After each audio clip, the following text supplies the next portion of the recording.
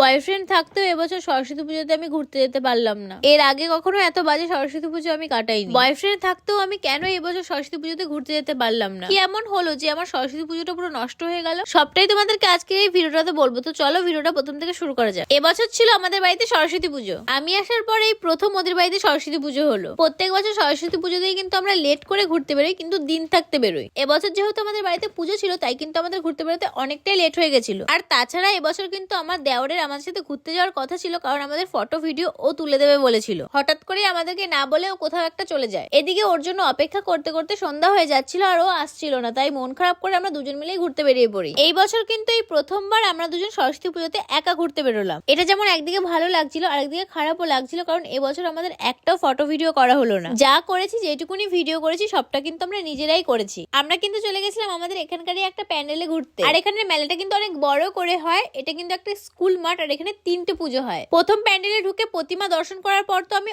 অবাক, কারণ এখানে ছিল একটা কিউট সরস্বতী মা। এতটা কিউট ছিল যে তোমাদের কি আর বলবো, সামনে থেকে না দেখলে বুঝতেই পারবে না। এরপরে সেখান থেকে বেরিয়ে আমরা চলে যাই আর একটা প্যান্ডেলে। এটা কিন্তু ছিল আমার ফুল লুক। আমাকে কেমন লাগছে সেটা কিন্তু অবশ্যই কমেন্ট করে জানিও। এই দ্বিতীয় প্যান্ডেলের প্রতিমাটাও কিন্তু খুব সুন্দর ছিল। এরপরে শেষের প্যান্ডেলে গিয়ে তো আমি অবাক, কারণ এই শেষের প্যান্ডেলের প্রতিমাটা ছিল একদম অন্যরকম। তোমাদের এই 3টে প্রতিমার মধ্যে কোনটা সব থেকে বেশি ভালো লাগছে সেটা কিন্তু অবশ্যই কমেন্টে জানিও। আমার কিন্তু 3টেই ভালো লেগেছে। এরপর বাইরে বেরিয়ে আমরা দুজন মিলে একটুখানি ঘুরতে থাকি, আর তখনই কিন্তু আমার দেওয়ার চলে আসে। আর তারপরে ও আমাদেরকে কিছু ফটো ভিডিও তুলে দেয়। আর সবশেষে আমাদের দেখা হয়ে যায় আমাদের কিছু ভালোবাসার মানুষদের সাথে, মানে তোমাদের সাথে। দিনটা খারাপ দিয়ে শুরু হলেও শেষটা আমাদের ভালোভাবেই হলো। তোমাদের সরস্বতী পুজোটা কেমন কাটলো সেটা কিন্তু কমেন্টে জানাতে ভুলো না। তো চলো আজকের মতন টাটা, দেখা হবে নেক্সট ভিডিও নিয়ে।